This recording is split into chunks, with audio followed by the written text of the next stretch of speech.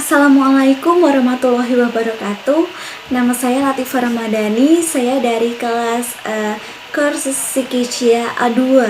Di sini saya akan mempresentasikan tentang sistem dan prosedur prinsip ijarah, qard, dan wadiah. A. Sistem dan prosedur prinsip ijarah.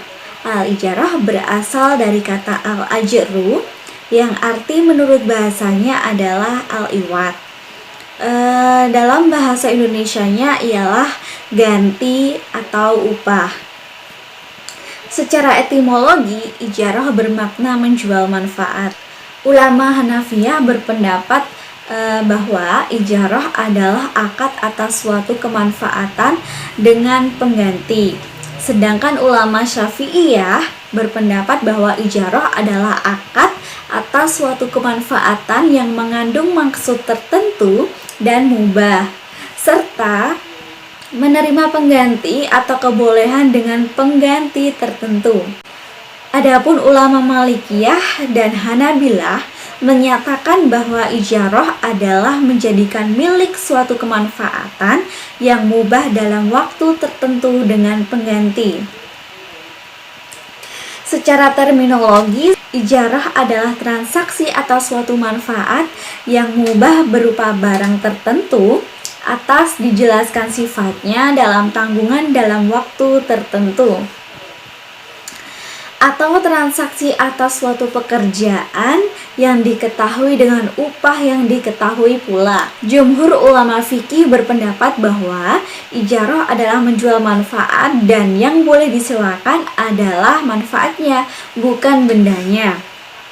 Oleh karena itu, mereka melarang menyewakan pohon untuk diambil buahnya, kemudian domba untuk diambil susunya, sumur untuk diambil airnya, dan lain-lain, sebab semua itu bukan manfaatnya, tapi bendanya.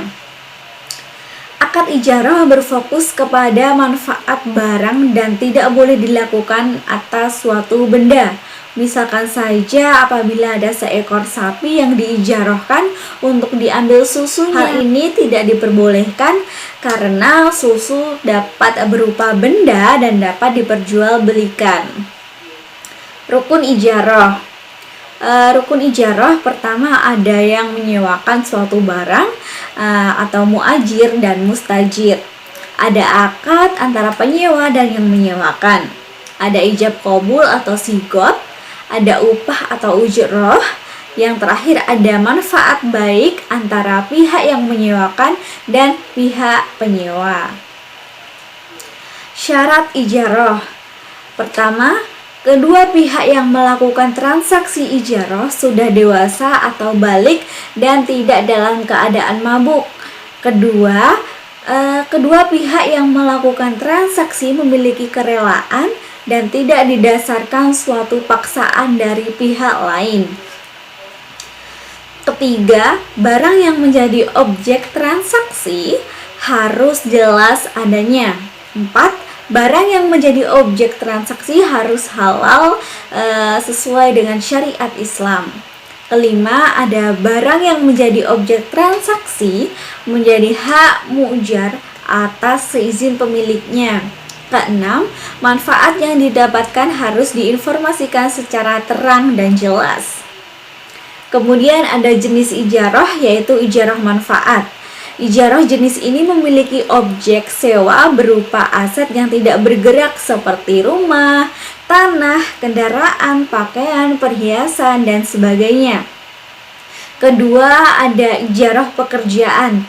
Ijarah atas pekerjaan yaitu ijarah yang mengarah kepada objek sewa yang berbentuk jasa atau pekerjaan, yakni seperti menjahit baju, memperbaiki barang, membangun bangunan, mengantar paket, dan lain-lain. Kemudian apa saja yang menyebabkan akad ijarah itu ada batal gitu. Pembatalan ijarah antara lain objek atau barang yang hendak disewakan mengalami kerusakan. Kedua, objek sewa hilang atau musnah. Ketiga, masa sewa menyewa yang sebelumnya sudah disepakati oleh kedua belah pihak telah berakhir. Apabila dalam bentuk barang, maka penyewa harus mengembalikan barang tersebut kepada pemilik barang. Sedangkan jika yang disewa adalah jasa, maka orang tersebut berhak menerima upah dari jasa yang telah dilakukan atau dikerjakan. 4. Terjadinya uzur pada salah satu pihak. Kemudian landasan hukum ijarah terdapat dalam Quran Surat Al-Qasas ayat 26 dan 27 yang memiliki arti, salah seorang dari kedua wanita itu berkata, "Ya bapakku, ambillah ia sebagai orang yang bekerja pada kita. Karena sesungguhnya orang yang paling baik yang kamu ambil untuk bekerja pada kita ialah orang yang kuat lagi dapat dipercaya." Kemudian arti ayat 27, berkatalah dia Syuaib, "Sesungguhnya aku bermaksud menikahkan kamu dengan salah seorang dari kedua anakku ini, atas dasar bahwa kamu bekerja denganku 8 tahun, dan jika kamu cukupkan 10 tahun, maka itu adalah suatu kebaikan dari kamu.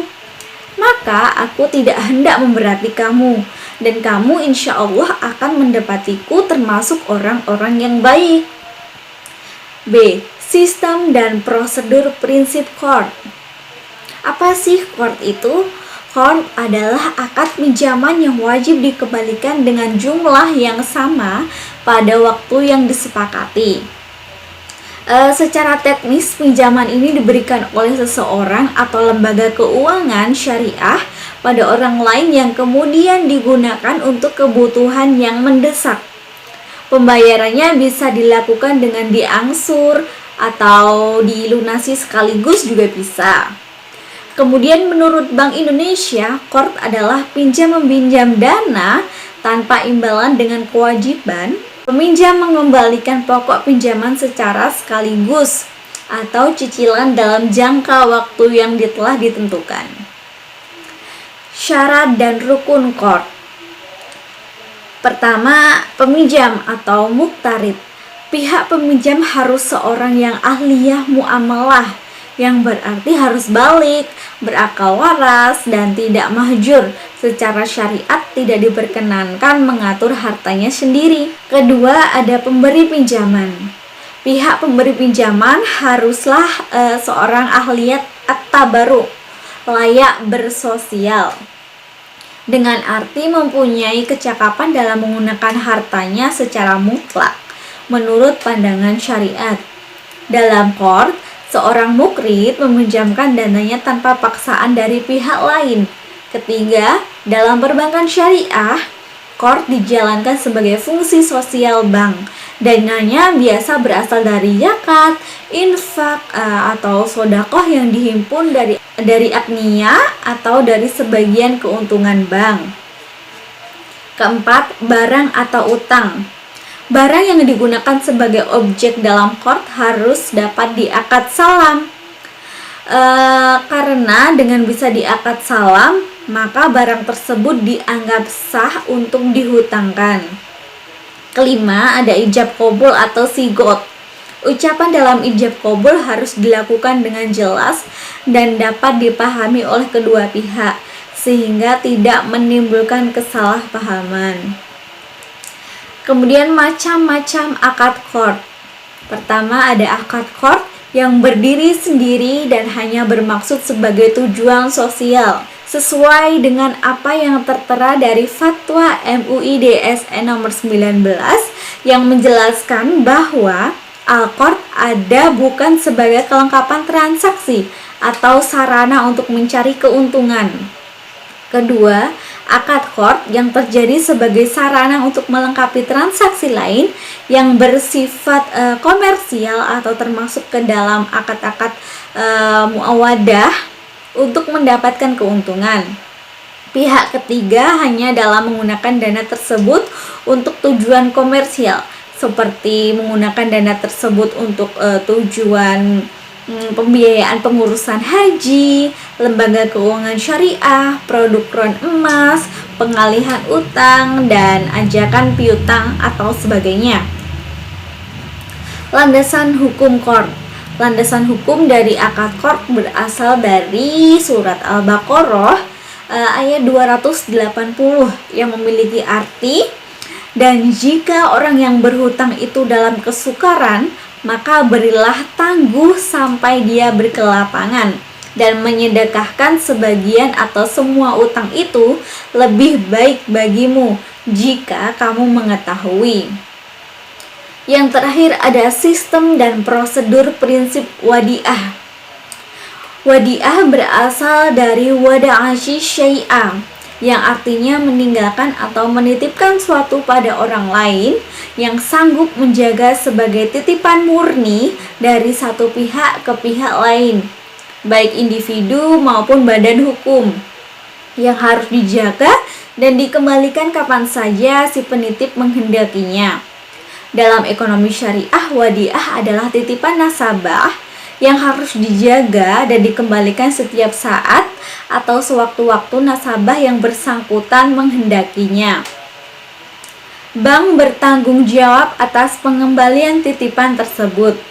Wadiah merupakan akad tabaruat atau tolong-menolong atau saling membantu, sehingga masuk dalam kategori akad non-profit. Namun akad ini bisa menjadi akad muawadah atau transaksi pertukaran, atau tijarah transaksi motif profit jika disepakati ada skema bisnis berupa jual beli manfaat barang atau sewa fasilitas, dan jual beli manfaatan perbuatan jasa atau penitipan sesuatu barang tersebut.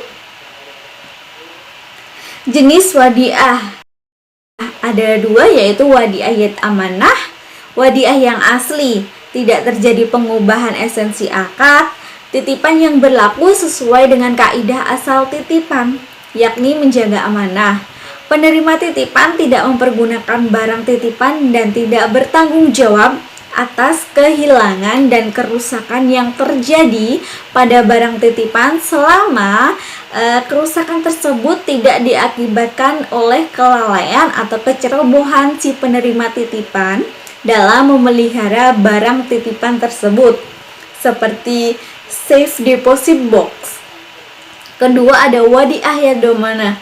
Wadiah di mana penerima titipan dapat memanfaatkan barang titipan tersebut dengan seizin pemiliknya dan menjamin untuk mengembalikan titipan tersebut secara utuh setiap saat kala si pemilik tersebut menghendakinya. Rukun wadiah. Pertama, adanya ijab dan qabul atau sigot. Kedua, harta atau barang yang bisa dititipkan hanyalah barang yang bisa disimpan. Barang yang tidak dapat disimpan, seperti benda yang jatuh ke dalam air atau hewan yang tengah kabur ke alam liar, tentu tidak boleh dititipkan. Ketiga, harta atau barang yang dititipkan harus halal. 4.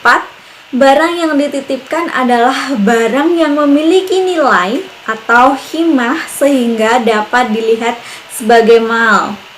Kelima, ada untuk melakukan wadiah ini harus ada orang yang menitipkan, orang yang dititipkan, wadiah atau barang yang dititipkan, dan ijab qabul.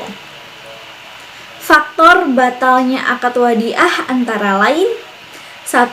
Meninggalnya orang yang menitipkan barang atau orang yang dititipkan barang. Kedua, adanya pengembalian barang dari orang yang dititipkan, baik itu sesuai dengan permintaan orang maupun tidak. Ketiga, apabila salah satu pihak berada dalam kondisi koma berkepanjangan atau hilang akal. Keempat, terjadi hajar atau legal restriction, yang dimana hilangnya kompetensi penitip ataupun yang dititipi mengalami kebangkrutan. 5. Apabila terjadi pemindahan kepemilikan, yaitu pihak yang dititipi mentransfer hak milik barang kepada pihak lain dengan cara dijual atau diberikan sebagai hadiah. Kemudian landasan hukum wadiah. Landasan hukum dari transaksi wadiah. berasal atau terdapat dalam Quran Surat Al-Baqarah ayat 283 yang artinya, akan tetapi jika sebagian kamu mempercayai sebagian yang lain, maka hendaklah yang dipercaya itu menunaikan amanatnya atau hutangnya, dan hendaklah ia bertakwa kepada Allah Tuhannya. Sekian presentasi dari saya. Mohon maaf bila ada salah kata. Wassalamualaikum warahmatullahi wabarakatuh. Terima kasih.